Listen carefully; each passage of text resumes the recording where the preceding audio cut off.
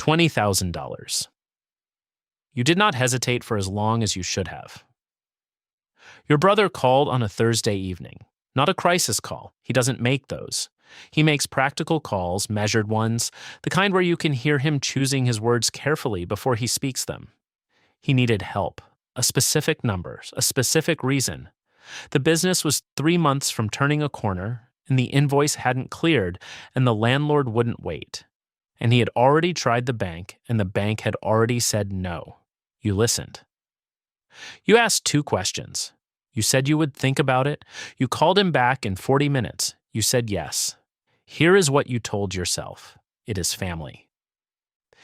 Here is the other thing you told yourself, quieter, the one you did not examine too closely. He will pay it back. You did not think about what happens if he doesn't, because thinking about what happens if he doesn't would have required you to think about your brother as someone who might not, and you were not prepared to do that. You transferred $20,000 on a Friday morning. He said thank you, in a way that told you the relief was real. You said, of course. You both meant what you said. There was no paperwork. You did not ask for paperwork. Asking for paperwork would have felt like a verdict, like you were drawing a line in permanent ink before anything had gone wrong. What you were actually telling yourself is that paperwork would make real the possibility you were not ready to make real.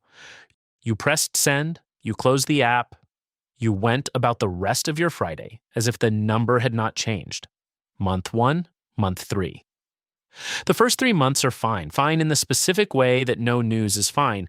You don't bring up the money. He doesn't bring up the money. You have dinner twice.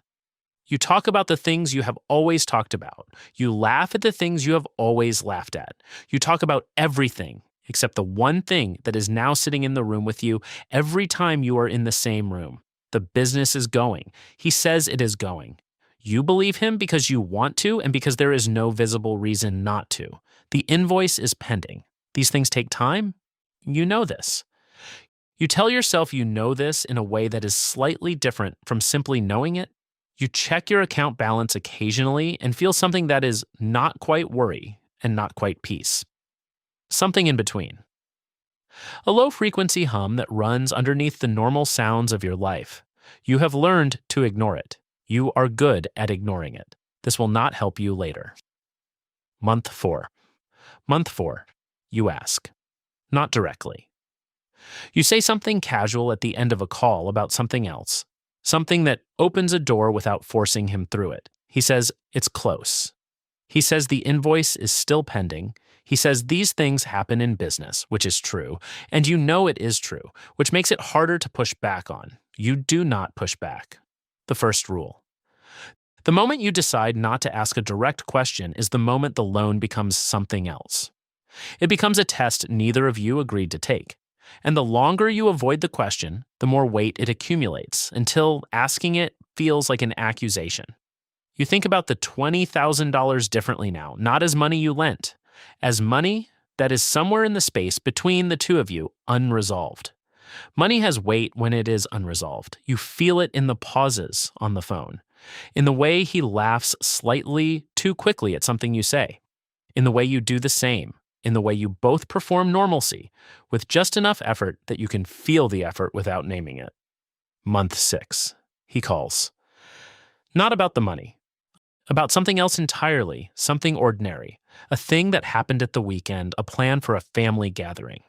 Halfway through the call, you understand that he is calling about something ordinary on purpose. That the call is a kind of reassurance that he is telling you, without saying it, that things are still normal between you, that you are still brothers, that the $20,000 has not changed the thing underneath all the other things. You are grateful for the call. You genuinely are. And you are also aware for the first time of how much work it is taking both of you to be normal. The maintenance of it. The energy spent holding the shape of the relationship you had before the money moved. The way you both lean slightly harder into the easy parts of the conversation and step slightly more carefully around the edges.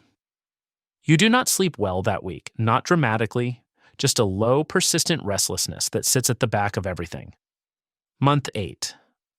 The corner he said was 3 months away is now 5 months behind you and not yet turned.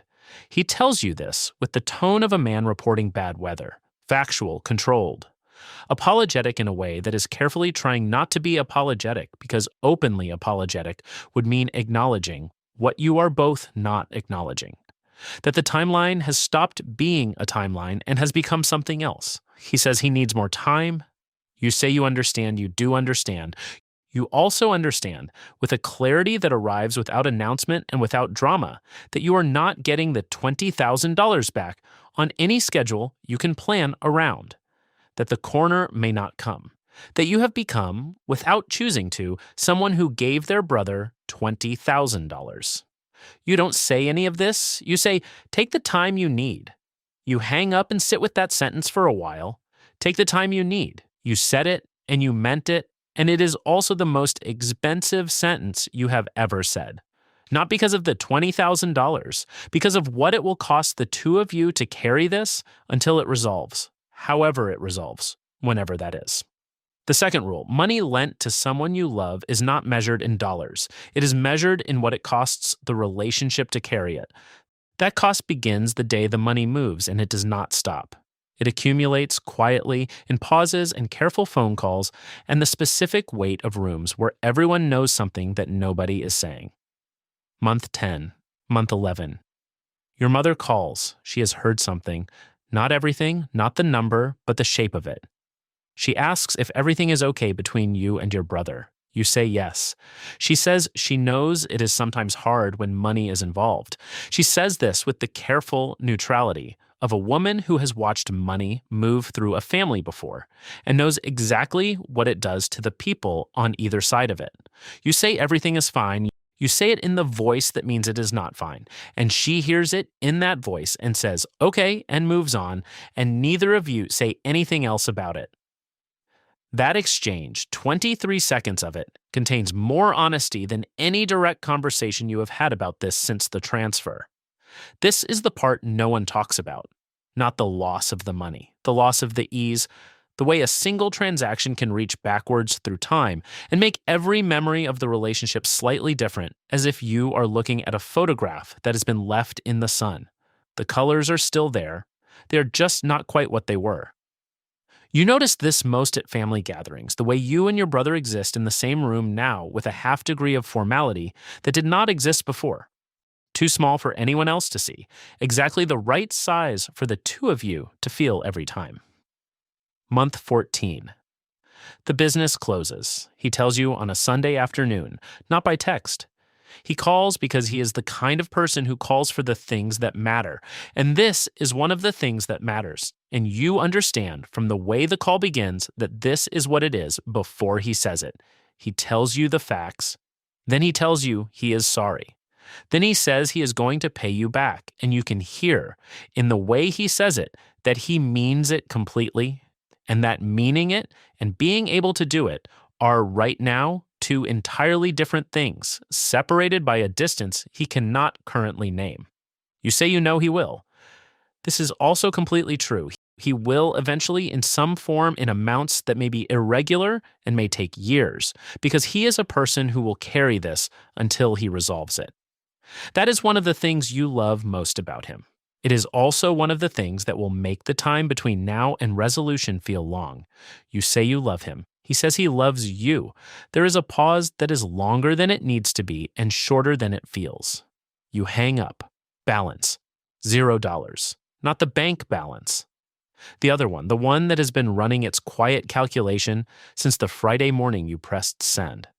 The one that has been accumulating not just the $20,000, but everything, the $20,000 pulled behind it. The careful phone calls, the dinner table silences, the question you stopped asking. The 40 minutes between the call and the callback, when you had the chance to think about what happens if he doesn't and you chose not to, you will get some of it back, not all of it.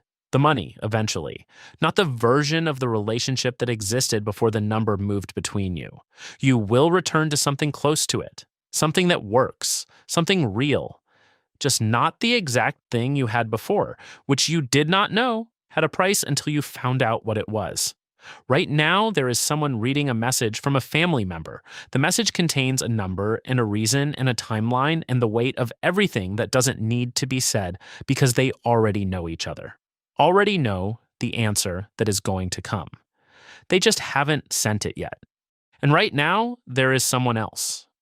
The one who typed the message, who held the phone for a long time before starting, who rewrote it twice and deleted the explanation in the second draft because the explanation made it sound like a transaction and they needed it to sound like what it was: a person in a corner, reaching toward the only person they trusted enough to reach toward.